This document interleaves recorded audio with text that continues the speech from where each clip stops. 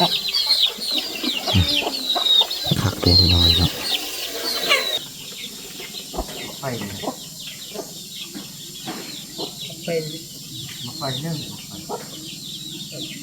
งจักเด็กกลางเราเรื่องกลางขวดที่อุ่นกลางมือกลางเดชอันนั้นก็มือกลางเดชนะขวดแบบกลางเดชเลยแหละแล้วอมจากกับที่เต้าขึ้นมาเรื่อยขึ้น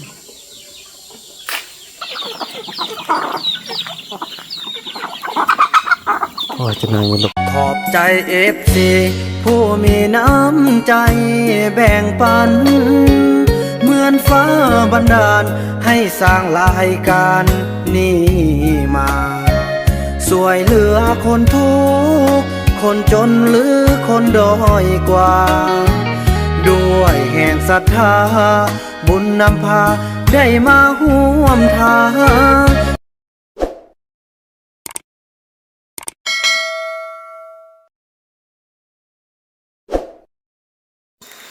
สบายดีพี่น้องเอ้ยเนาะภาพบรรยากาศในยามเช้าจะได้เนาะนั่นละฟันดีอยู่บ่ โธ่เพิ่นล้างถ้วยพี่น้องเอ้ยเมื่อวานกินข้าวสามัคคีกันเนาะสวยพูดเกินสวยปกติน้องสำเนียงน่ะอยู่พี่นะปกติบ่ฟังหยังแหละค่อยๆไปจังซี่แหละเวียกพวกเฮาน้องเอ้ยโอ้นี่เห็นบ่ไกลก็เริ่มแพร่หลายแล้วยังได้น้องมาเบิ่งนำโอ้นี่บ่มีผู้ใดเบิ่งนำมีแต่เคยผู้เดียวซาลีกับบัตรคันบัตรมันไปซะนั่นแหละ ดีเลยผู้หนึ่งล้างถ้วยผู้หนึ่งนึ่งข้าวจุนั่นอยู่บ่ไปเบิ่งเขาไอ้นู่นมาแล้วนะว่าเขาจะไปจ้างเลยจะได้แจ้งกันวันนี้จะมีทางคันเทิงมายามเนาะมีทางภาครัฐเขาจะมายามมาแต่ศูนย์กลางมาแต่แขวงมาแต่เมืองพี่น้องเอ้ยเนาะถือว่าเตาห่มกำลังกันพี่น้องมื้อนี้โอ้ไก่เฮาก็นั่นเนาะโอ้ไอ้บุญมีไปซักกันยากไป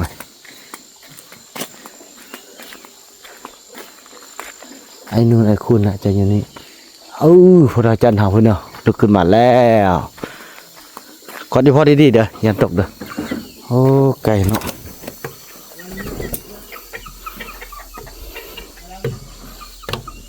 เอ้าอีนู่นเด้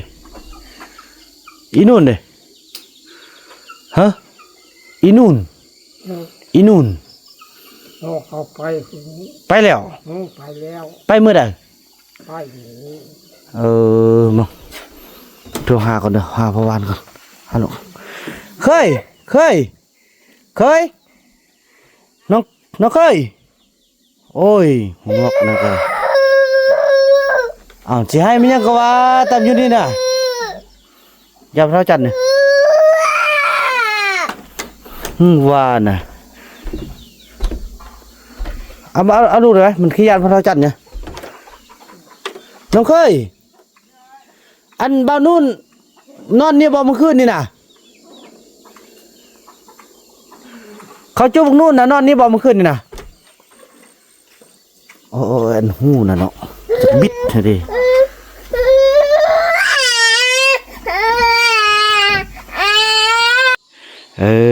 พี่น้องมาพี่แล้ว นอนเนื้อหลังนี้เมื่อวานคือนอนนั้นไอ้คูนนั่นน่ะเนาะไอ้คูนคำน้อยเนาะนั่นหลังเนาะไอ้นุ่นอันมื้อนี้อย่าสุไปเวียกเด้ออันอยู่นี่มันมีเจ้านายสิมายามเด้อมื้อนี้นะเจ้านายสิมายามเพิ่นสิเอาเครื่องมาบอกไอ้เอกเด้องั้นบ่ต้องไปใช้เด้อนอนนี่เด้อเพิ่นมาก็จุส่งหลักประยงอยากว่าจะกินเบียร์โอ้ได้วันนี้เจ้านายมาแล้วเพิ่นเอาเงินเฮาแล้วก็ค่อยพากันไปซื้อเอาเพิ่นมาในคันเฮาอยู่มื้อเฮามาเฮาก็สบายดีเพิ่นก็เอาเงินให้เฮาไปเจอได้สมาชิกเพิ่มมันลบกันมั้มันลบกันนั่นแหละเด้ออย่าไปใส่เด้อมื้อนี้ไอ้คุณไอ้ก็บอกแล้วกลับมาพอมันนอนเด้อเด้อเอาจังเด้อนอนเลยให้ช่วงอันใหญ่มันเราไปส่งก็ได้มื้อก่อนบ่แม่นดอกมื้อนี้กันแขกเพิ่นเมื่อล่ะก็เข้าไปก็ได้ เรื่องจะลงไป ฮะประมาณ11 โมงกินข้าวสวยนี่แหละปั้นก้อนมาให้ไปส่งเอาเนาะ ไปส่งนั่นไปนี่ก่อน เป็นนั่นดอกนั่นแหละแจ้งหันยันไปยันมีเวียกไปนี่ไอ้คุณก็โทรบอกให้พ่อบ้านเอาบอกให้มาให้เรามาแล้ว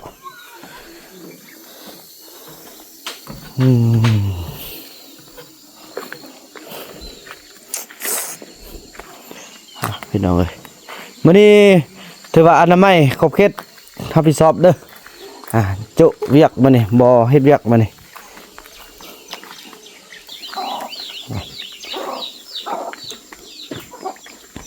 ไปเกลือกบก่อนพี่น้องเอ้ยหมัดนี่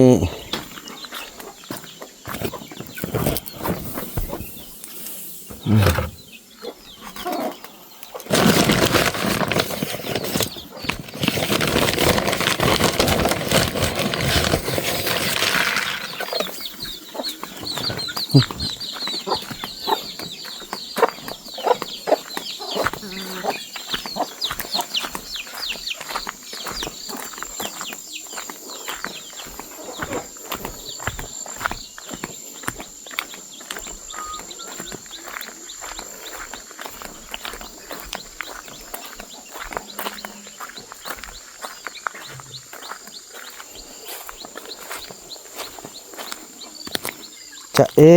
จังใดโอ้เน่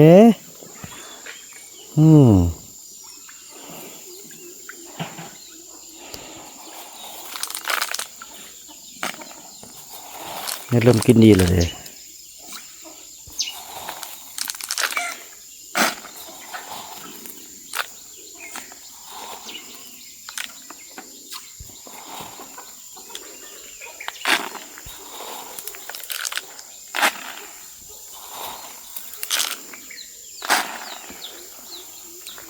โอ้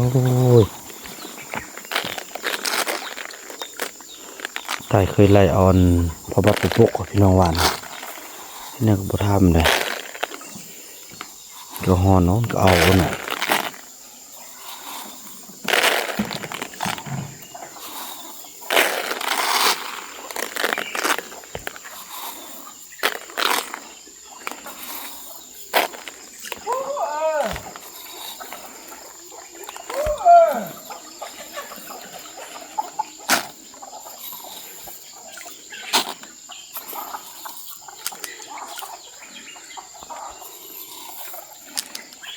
เดี๋ยวกินจะหมดหรอกินยุบเลยเดี๋ยวพี่น้องเลยดึงหัวอาหารแล้วกัน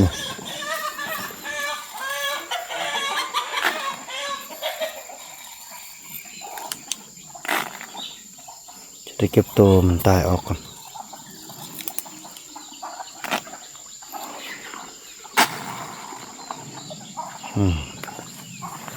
วันนี้เปลี่ยนละเป็นน้ำต้มแรงเศร้าแรง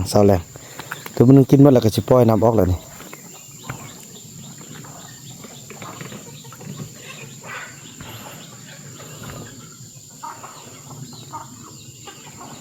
จะได้ผักตบมาใส่ก่อน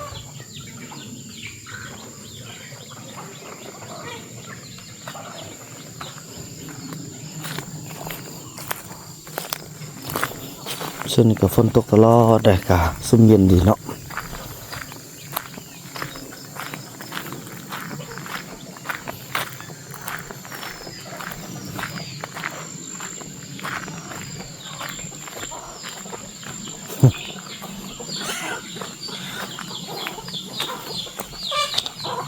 ไก่ทำเป็นอาหารเลยหลายคนมานำกันพี่น้องมานี่ส่งหลายคนเนาะส่งไอ้ส่งมายามเลย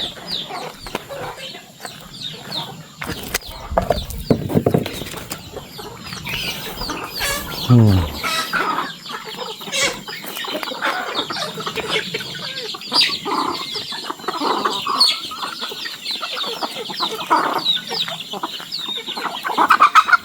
อ้ยจะนายลูกไก่กับมัน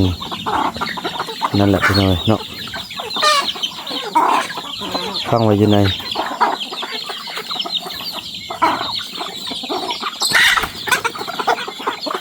สลายมีแต่ไก่แม่เด้อพี่น้องเนาะต่อไปนี่ แต่ขยะหลบซ่องนี่สุดยอดแล้วนะ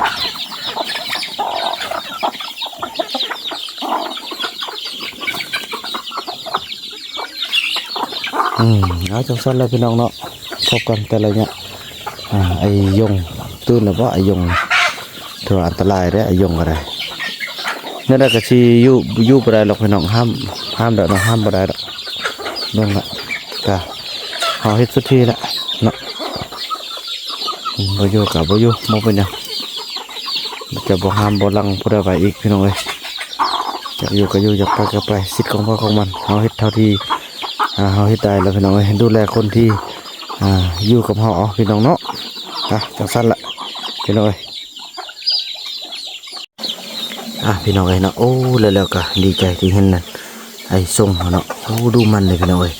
ถ้วยบวงอยู่ใส่นี่ซอกล้างหมดแล้วพี่น้องเอ้ยก็คืออยู่นั่นนี่เนาะ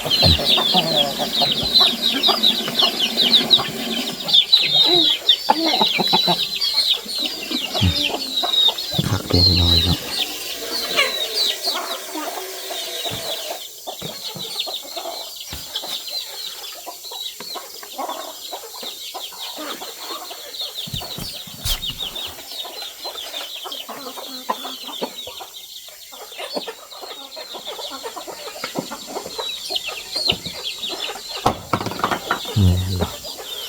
ทางคนก็ขอกินทางนี้กำลังถ้วย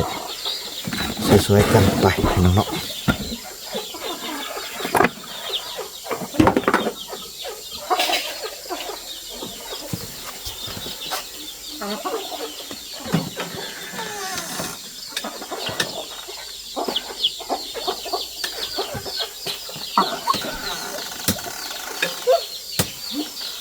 มีจุดจบเลย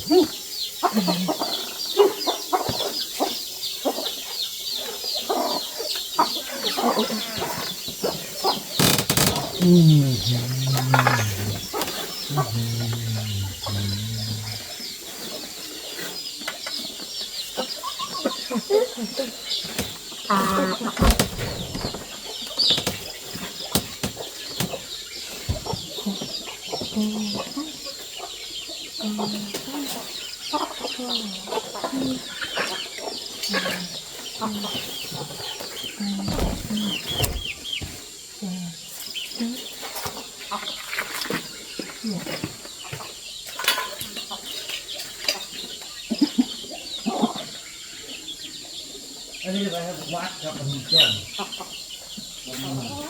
แต่ว่าโอ้มันต้นแค่ไหนเด้อนี่ได้ต้นเดือนมันอันต้นนึงก็เงินขั้วก่อนพูดเด็ดมาใส่ต้นปลาดิ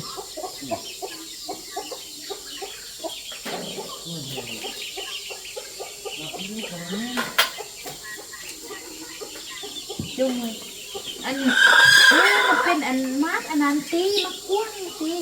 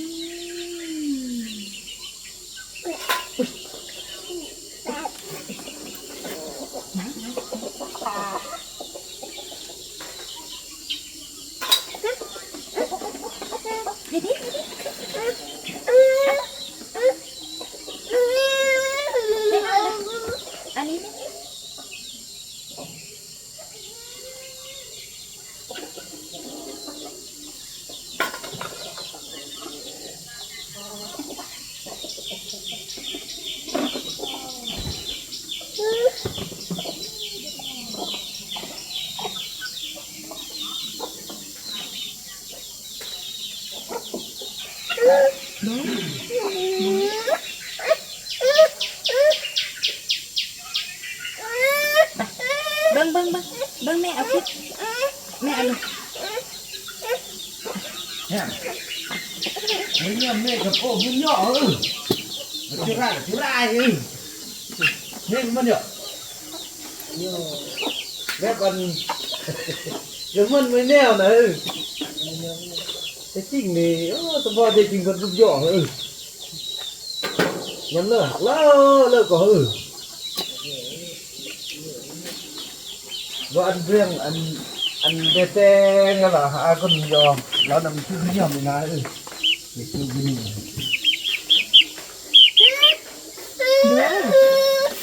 cái gì phải chịu ăn thì cứ nhà là nên tập nhập cái chum gì cái chum cái gì gặp cái con mông mặn nàyไม่ดูมันที่มันอยากเป็นมากเป็นหมดเนื้อเป็นมาก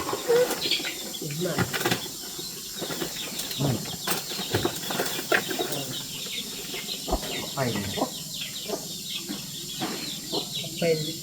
มาไฟนึ่งลืมมากมันมากนะลืมมากเนี่ยมันเป็นเบิด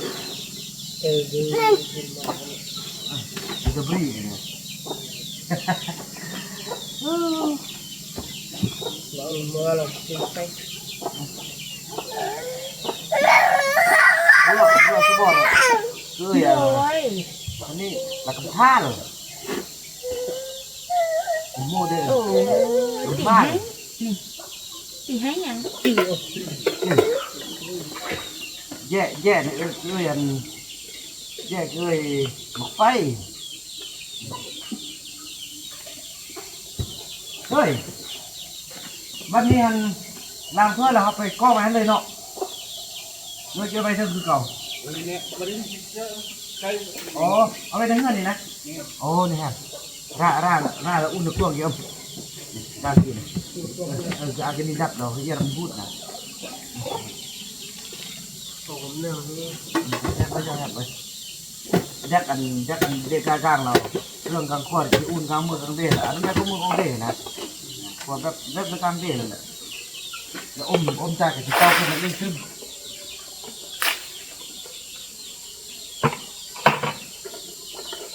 เป็นพยอ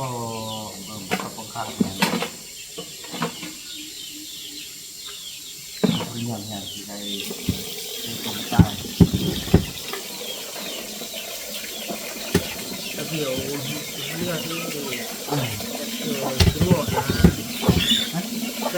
ตัวเอามันเลยสักหมอกเนี่ยชื่อลาบรีบ่ที่ใจจะอ่อนย่ออย่างอ่อนมากนี่ย่อนั่นคือพวกเป็นหมอกเองเดี๋ยวอะไรเป็นหมอกมันมันนี่คือพวกนี่พวกมามันมันเลยมันมวยดิมันมวยเนี่ยมันเอาพื้นที่อีหยอกตั้งใจละเนี่ยจะยกมือพื้นที่หยอกเนี่ยยกมาอย่างไปอยากกันพื้นที่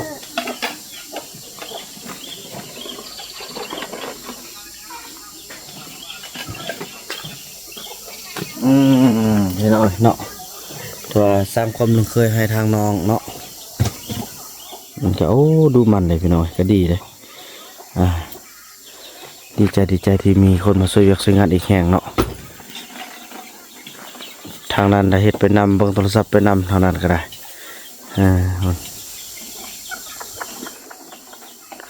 จังซั่นพี่น้องเอ้ยเนาะถือว่าคลิปนี้ก็ยาวพอสมควรพี่น้องบ่าวบ่นำจะขออนุญาตพักเบรกไว้เพียงส่ำนี้ก่อนเนาะแล้วก็พบกันใหม่ในคลิปต่อไปเพราะว่ามือนี้เกี่ยมอนามัยอย่างต่างเกี่ยมตอนรับทางคันเทิงจะมายามเนาะพี่น้องเนาะคลิปนี้บ่าวบ่นำขออนุญาตกล่าวคำว่าสบายดี